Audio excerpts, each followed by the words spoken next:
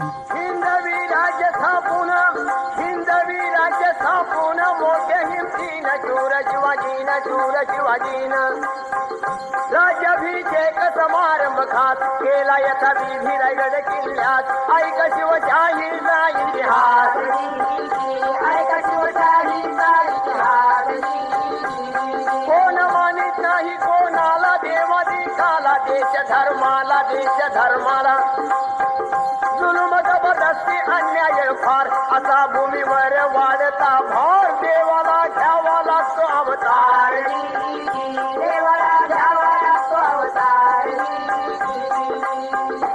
या न्यायाने